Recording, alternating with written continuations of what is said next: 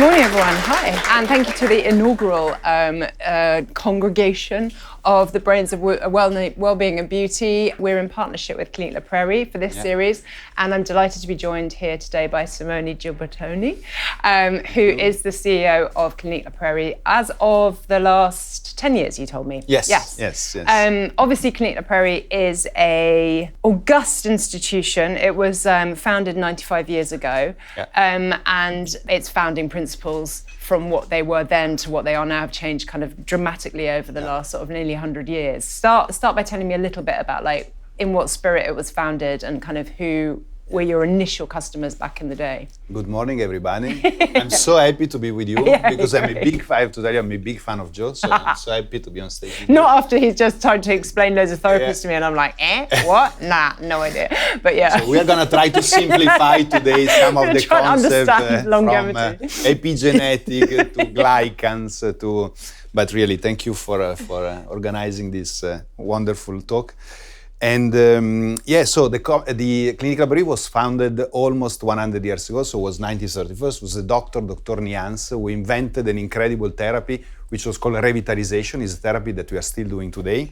And basically the guy, first of all, was thinking about ways to have healthy people living longer, which I can tell you for being 90 years ago was quite revolutionary. Still today, doctors are curing sick people, are not helping people which are healthy to live longer. So still today, the medicine is focused, 97% of the investment go in treating disease. And this doctor invented this revitalization. So we start to have incredible people coming. The most famous was the Pope. Great. Who came in the 50s. And it was 3 years ago, I got a call from a gentleman telling me, Mr. Gibertoni, I have all the letter that the Pope wrote to Nians. What was he looking for? A bit of weight control? So how to deal with his alcohol intake? Yeah, exactly. So how possible? Because sleeping difficulties. Yeah, exactly. Because my father was the concierge of the hotel where the Pope was staying when he was meeting Nians. And he's telling me, if you give me a cream, I'm going to give you the letter. I said, okay, fine, let's make the exchange. So we have the letter that is Nians exchange with the Pope. Then we have it through Cary Grant, all the famous people coming. We created basically the first medical spa, if you want, because then we created the cream, very luxurious spa with the cream, the hospital grow. We had 50 doctors now in Clinique La Prairie. And if you want, I like to say, because we register a lot of names related to longevity. Now, we let other people talk about longevity. Yeah. But we created this 10 years ago, this longevity concept. But even from the outset, you definitely, I suspect from the dawn of time, people have always looked to make their live longer and better. So this isn't a new concept. It's not new. No, exactly. But the idea that that was something that you were focused on as a company right from the beginning is something that has kind of grown with you. Yeah. When you say you sort of decided to kind of pivot specifically to longevity 10 years ago, what exactly did that mean and how did you see an opportunity? Yeah, because it's true that we always wanted to live longer. Now the question is why today? Why everybody's talking about longevity today? Because science has evolved a lot. So there are two things happening. First of all, we are going to double from here to 2050 the people which are over 60 years old. So there is this huge market which is growing. And science has changed a lot in the last 10 years. But when they ask me what is the most important technology developed, it's not technology, it's what we were discussing me and you before, is this idea of epigenetic. So there is an interview that I did with a doctor, a genetist, 10 years ago, and I'm asking her, so how much of what we are is related to our lifestyle and how much is related to our gene? And the lady is telling me, hey, listen, 80% is our gene. So if you've been lucky and your parents gave to you the right genes, you can live longer. Otherwise, I'm sorry, Simone, there is not so much that you can do. And I was worried because the clinic, so then why having a clinic? What has changed in the last year is exactly this, that now we know, and there is, by the way, a wonderful study which came out 2 months ago from UK, very big study, 500,000 people. Now we know that is exactly the contrary. So 80% of what we are, our longevity is related to our lifestyle, and only 20% for the majority of the diseases, less than 20% is related to our gene. So this is an exact swap. Is exactly the opposite, so which means that there is a lot that we can do for our longevity. Go on then, start. Sorry, let me explain genetic and epigenetic, because otherwise, So I was telling you... And you'll be doing a better job than I've ever done, because we've done 3 pieces about it, and I still have literally no idea. And I say it's always easy for me to explain genetic and epigenetic because I have twins. So imagine twins, they have the same gene. If one of my 2 kids is eating French fries every day and the other one is eating salad, they are gonna end in a completely different place. But their genes are exactly the same, because the way they are expressing their gene is gonna be completely different because of their lifestyle. So they have the same genetic, but the genetic is bringing them to completely different direction because the nutrition, the movement, the drugs maybe that they're gonna take, they are expressing their gene in a completely different way. So what you're basically saying is that it's lifestyle habits and things that you do within the context of your normal life that will have a kind of profound impact on, and I guess this is what I'm always trying to understand. Can you change your genes by the way in which you live, or is it just about the way in which your habits that you form are what triggers the longer life? Because epigenetics sounds to me like some sort of gene manipulation, but that's not necessarily what it is. No, because the genes are the same. So if I take a genetic test to you today, and in 20 years is the same test, whatever you have done, have not changed your gene. But it's like a piano. I've played a different music with the same gene because of the lifestyle.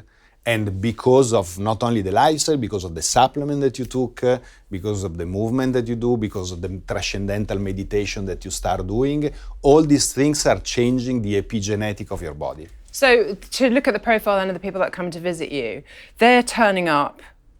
Okay, let's just say what sort of state are they turning up in? What is the kind of average profile of someone who's visiting one of these medical spas?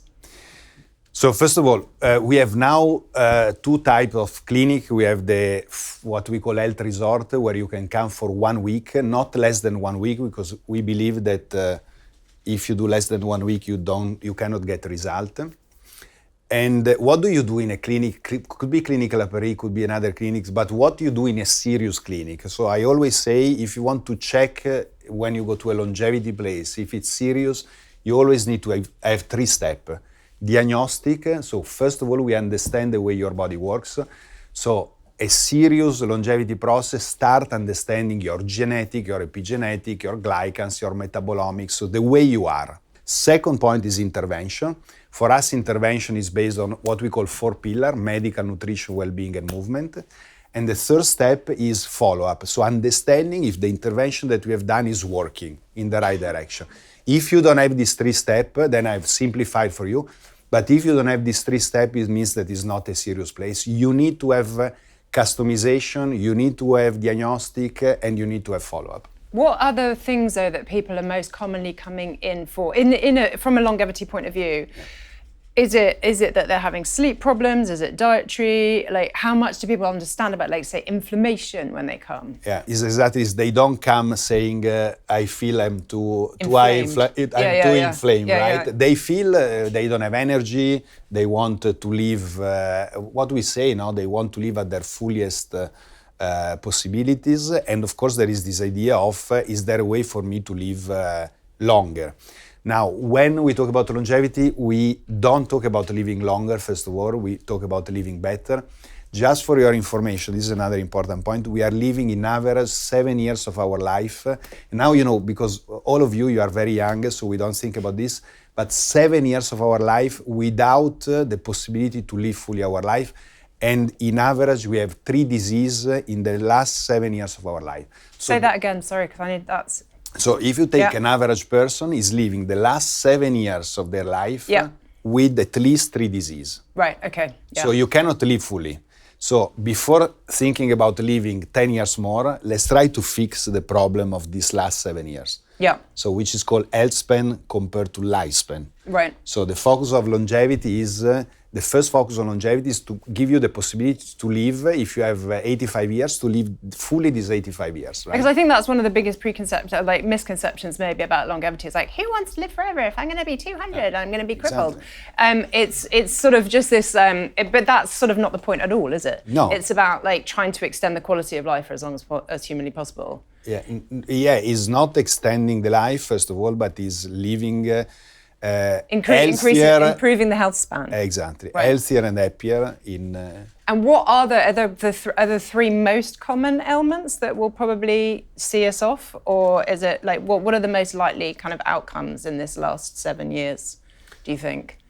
In terms of therapies or In terms of what we'll be dealing with? In terms of problem, the problem are always the same. So the famous horsemen. So you have cardiovascular disease, cancer, brain issue. So we know which are the diseases that are impeding us to live a better life. So when you talk about longevity, you want to talk about how you can delay as much as you can this type of disease. And then depending on the type of disease and depending on the type of, you were asking me why people are coming to the clinic. So the most important program that we have is revitalization, which is focused on the immune system and inflammation. Master Detox is another program that we have. Master Detox. Detox is focused on inflammation. As you know, a lot of clinics are doing this type of program. And then we just launched 2 years ago a program which is focused on brain potential, which we developed for many years with a very famous brain doctor. So all these different programs, they are working on inflammation, like you said, which is the main reason why we are aging. And the point is that we want in this week to change the way you see health and the way you see your life. I always say, we all know, in this room, you all know that you should eat more salad, that you should move more. So it's not a question of giving knowledge to people. The question is why we don't do it, right? Activating it. It's activating it, this idea of, we're discussing with you, identity shift. But what is it then that is being presented by cold hard facts that make people, what is it that prompts people to make behavioral change? Very good question. Very complicated the question and the answer. Let me simplify the answer saying that you need human to change human. So a wearables aura is amazing, but it's not gonna change your lifestyle. You need the right people to change the way you see life and the way you see yourself in the future. So I have to tell you that each of our person that you are interacting with when you come to Clinique La Prairie is trained to make this change. So, I mean, that's what we were talking about previously, is that are actually a lot of the people that go to something which is a kind of incredibly expensive, sort of like long-term diagnostic, is it about the fact that they might be fundamentally quite unhappy people? You know, like, because I think depression, anxiety, like there's so many kind of mental health issues now that are kind of, I think, having a kind of large effect on like our quality of life. Yeah. Is it also about a bit of psychological help along the way as well? Yeah, absolutely. Yeah. Absolutely. And if I have to tell you the things where I think as clinics we should focus much more in the future is this head psychologist in our program, because the mental shift is super important. Then, beside the mental shift, you need to have this understanding and capacity to read the data and to read the diagnostic and to be serious in this process, right? But I think this is like the whole conversation about like the longevity. There's so much kind of bad information out there. There's so much snake oil. People get really cross about it. It's a wealth inequity as well, like longevity. It's like obviously there are people with millions of pounds who can kind of go and do whatever it is. But if I had not £1 million, what would you recommend I do tomorrow?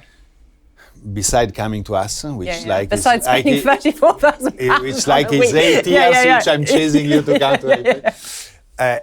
But you know, it's beside the money, there is also the time that you don't consider. Because if you do everything, if you do every day, oxygen, cryo, I don't know you, but we don't have 5 hours per day to dedicate to longevity. So you need to create a routine, which also makes sense in term of time. I would say, if you ask me what I should do, the first point, do a diagnostic. Do a checkup, go to a serious place to do a checkup. Now we have tests. We were the first in Clinique La Prairie to do genetic tests for all our clients. We were the first 5 years ago to do epigenetic tests. The first epigenetic test done in the world was done by a startup in the University of Lausanne, which was working with us. And now a lot of these tests, I always, Joe, talk about the pharmacogenetic test. Now it's a basic genetic test, which costs, I think here in UK is like £200, £300, which is telling you, is taking the top 400, 300, depending on the test, drugs, and is telling you which are the drugs which are working for your body, the same drugs which are not working, or working against you. If you take an aspirin, this test is telling you the aspirin, is it useful for you, yes or no? This is, for example, is a basic test which can make a huge change in your life, because maybe you are taking 2 or 3 drugs which are absolutely not working with your for your body, and this we know, not expensive. A genetic test today, and my invitation is always to do genetic tests on actionable things that you can act on, no? Because you don't want to know. Sometimes a lot of us, they are scared.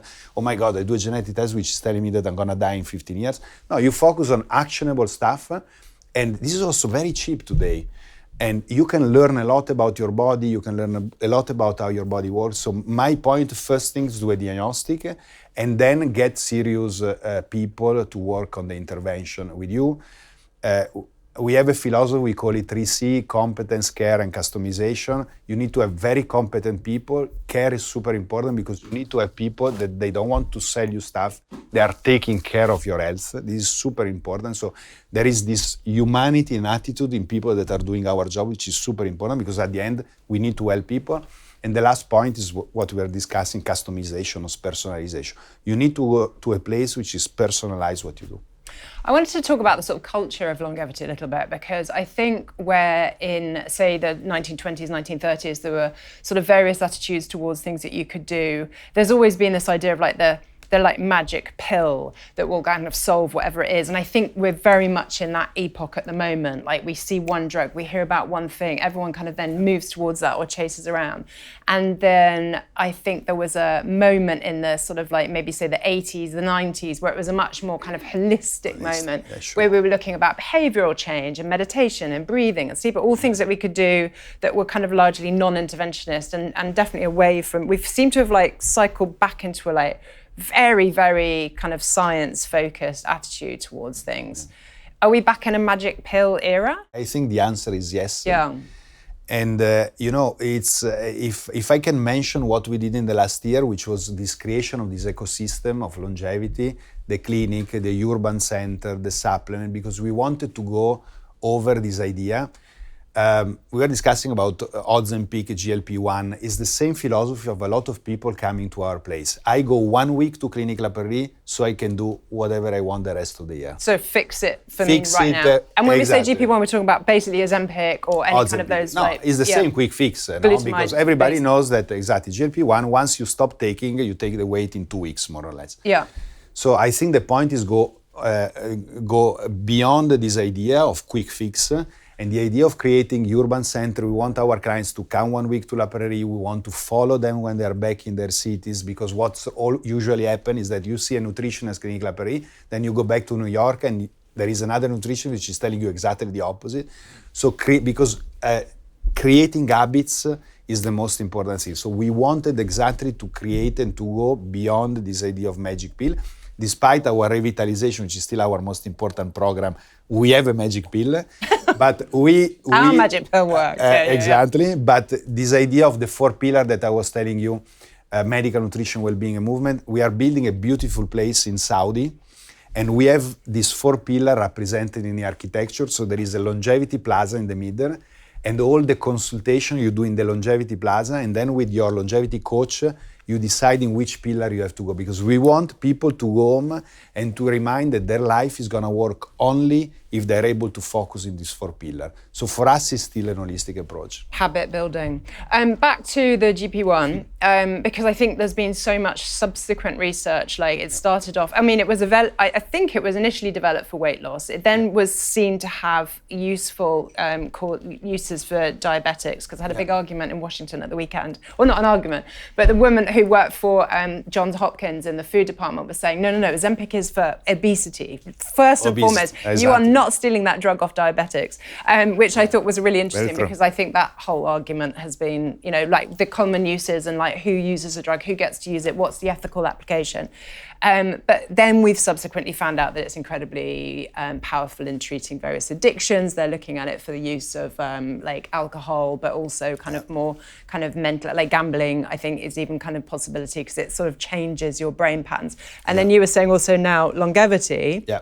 But I mean, there are clearly worries as well, because you were telling me earlier that there are like, associated issues with using something like that for longevity. Can you kind of talk a little bit to that? Yeah, so what you said is absolutely true. Now there are coming out a lot of very positive effects related to GLP-1. Now, personally, we are at the beginning, so I don't think that we know all the side effects that we have related to GLP-1, but it's about personalization. First of all, you are totally right, the drug has been developed for obese people. And this is, if you take Switzerland, this is the only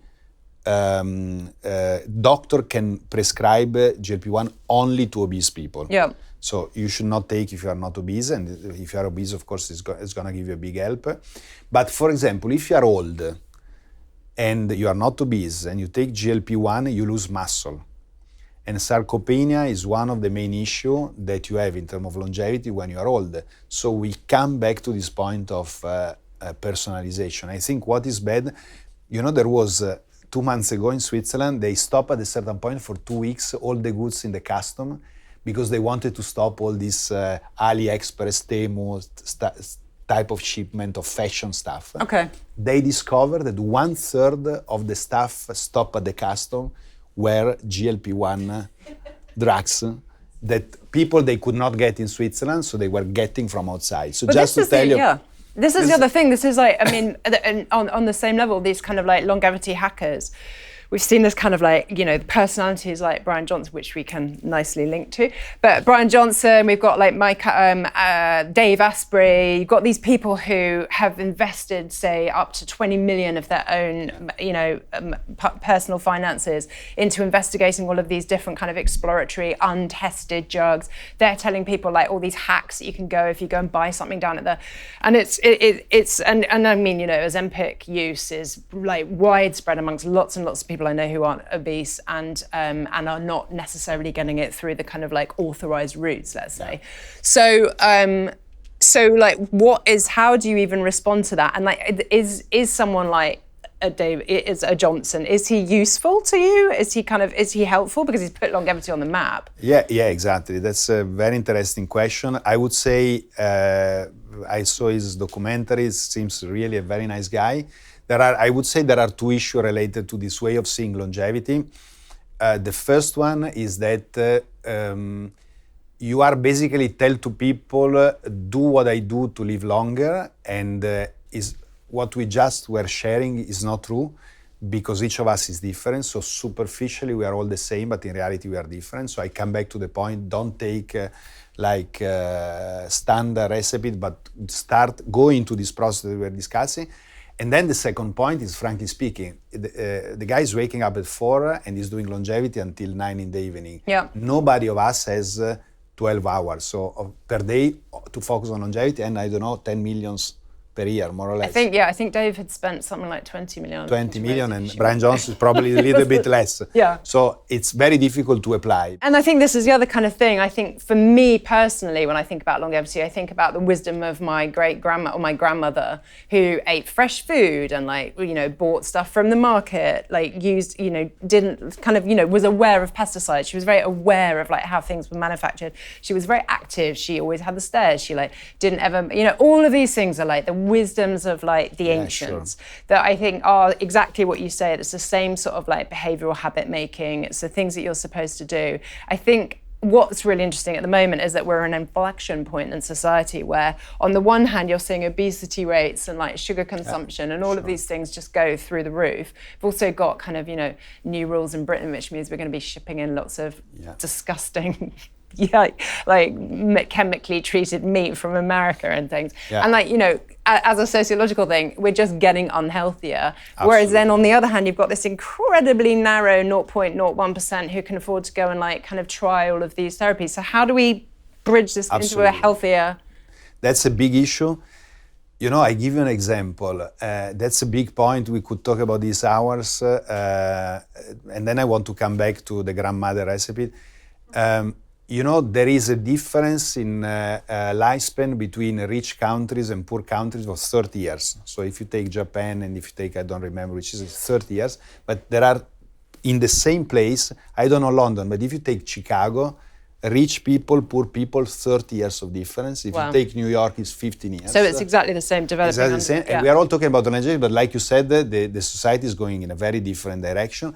And there is a reason, because we are using the wrong lifestyle with the modern medicine. So we know that medicine is doing a lot. We know that medicine can fix a lot of disease. So we are just taking not the grandma lifestyle, but the wrong lifestyle and magic pill theory. And the modern medicine, which is fixing disease, but is not making us living better. So the point is, how do we move to, let's call it a pro-longevity lifestyle, together with modern medicine, because of course modern medicine you want to keep. And this is the right mix that we want to apply, because it's exactly what you said. When I do conference, I ask, who of you thinks that health is the most important things that we have? Everybody, of course me. And then only 3% of what we invest in healthcare is focused on preventive medicine. The majority is focused on fixing and try to solve the disease of the people. So we are really not there. What I think is going to be incredible in the future, we are discussing about artificial intelligence. There are two things about artificial intelligence. We are going to have a lot of drug developments related to longevity if regulation is followed with artificial intelligence. And we just launched in Clinique La Prairie a new assessment. It's called Longevity Master Assessment. It's a lot of different tests, and you get 300 markers. So basically, you get a very, very precise photography of your health. But then imagine a doctor who has to read 300 different markers and understand how the markers are linked one to the other. Impossible. That's why we are using artificial intelligence to help the doctor. And instead of giving artificial intelligence to the clients, we prefer to help the GP in Clinique La Prairie to then customize the intervention. So there I think there is a lot that is going to happen. You launched a new product yesterday. Yeah. Tell me a little bit about it. This new product is called Epinome, which is the first product which is working on epigenetics, what we were just discussing. Which we all now understand. Yeah. So yesterday, by the way, we had the head of the lab which is working with us on epigenetics called Genome, is this famous lab that I was telling you that did for the first time this test on genetics. And we have worked with this lab to create these ingredients. There are 12 ingredients to modulate your epigenetic and if you want to empower your longevity. So this is just to kind of trace back to like what we said right at the beginning about the epigenetics. So we take this and it works with the genes that we already have to optimize an outcome that and it just it's helping you to switch on and off the right gene that you need to live better. I mean, I'll just get there one day. It's all good. Excellent. Thank you so much, Simone. It's been brilliant. And thank you, George, for coming.